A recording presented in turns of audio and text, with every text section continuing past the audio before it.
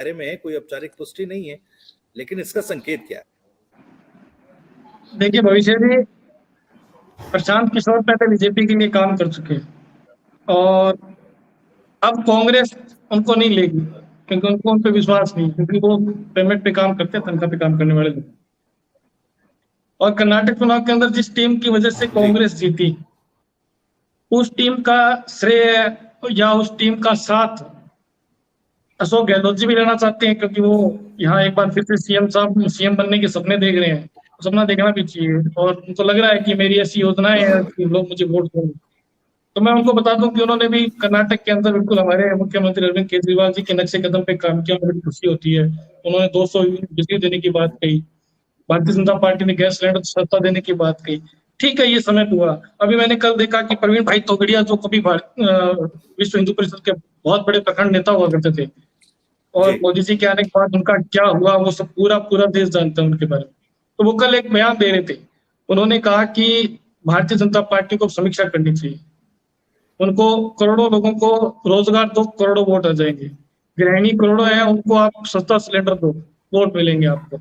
आपको किसानों को उचित फसल का दाम मिल दो, करोड़ों फायदा होगा आपको, करोड़ों वोट मिलेंगे आपको। मतलब उन्होंने ये साफ कह दिया कि अब राम के नाम पे और बजरंग बली के नाम पे आप मैदान में न जाएं, अब आप काम के नाम पे जाएं। ये था भारतीय जनता पार्टी। अब कांग्रेस की बात करते हैं कि कांग्रेस कर्नाटक में चुनाव जीत गई। ठीक है, कांग्रेस का वहां अच्छी कैंपेनिंग रही और वो जीत गई, लेकिन राजस्थान के अंदर ये कैसे जीतेंगे? चाहे कितनी भी टीमें आ जाए इनके पास, सब कुछ आ जाए इनके पास, फिर भी नहीं जीते, क्योंकि जिस प्रकार सचिन पायलट ने मोर्चा खोल के रखा हुआ है, बेरोजगारों की बात कर रहे हैं, जबकि खुद सचिन पायलट खुद बेरोजगार घूम रहे हैं। कैसे देंगे? किसी को रोजगार देंगे?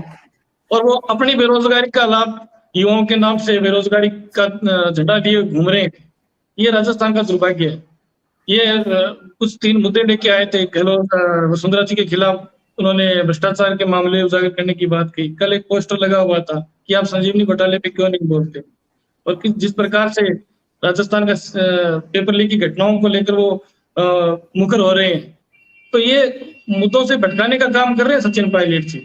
वो सीधी बात नहीं कह रहे, वो दावेदारी जता रहे हैं सीएम चेहरा बनने की, लेकिन दावेदारी जताने का तरीका लोगों को भ्रमित करके नहीं है। आप कहिए कि मैं सीएम बनना चाहता हूँ, सुलभ खुला कहिए सीएम बनना चाहता हूँ, लेकिन आप चंद मुद्दे लेके आप राजस्थान की जनता को भ्रमित नहीं कर सकते, क्योंकि इस समय अभी चुनाव का समय बहुत कम बचा है, और वो जैसे कैसे करके भी किसी प्रकार से वो जनता के बीच में जाना चाहते हैं। वो महंगाई की बात नहीं करेंगे, क्यों? क्योंकि उनको प्रशांत किशोर जैसे लोगों का साथ मिल रहा होगा, भारतीय जनता पार्टी का कहीं ना कहीं सहयोग मिल रहा होगा, क्योंकि वो कहीं नहीं चाहते कि भारतीय जनता पार्टी के नीतियों का विरोध किया हो, और यह विरोध हो जाए कहीं गलती से, तो वो बचना चाहते हैं इन चीजों से। वो सिर्फ 2 या 3 मुद्दे लेके बैठे हैं, तो ये बहुत सारी ऐसी बातें हैं।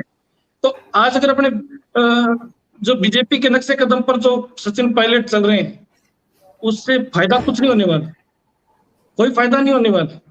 आप बात कर रहे थे जिस प्रकार से राजस्थान के अंदर बिजली सस्ती देने की जो वादा कर रहे हैं गहलोत साहब, एक तरफ उन्होंने सरचार्ज बढ़ा के लोगों की जान आफत में डाल दी। किस प्रकार की योजना है? इसके लिए चाहे कोई भी टीम आ जाए इनके पास, कोई फर्क नहीं पड़ने वाला। बार बार मैं पूछ ही लेता हूं आपसे, इतने नाराज तो भीमराज जाखड़ साहब नजर नहीं आते पायलट साहब से, या गहलोत साहब नजर नहीं आते, जितना कुछ दिनों से आम आदमी पार्टी जो है थोड़ी नाराज ज्यादा दिखाई दे रही है। खैर, एक एक एक एक जो चीज निकलकर सामने आ रही है, राधेश्याम भारती साहब, मैं आपके पास आ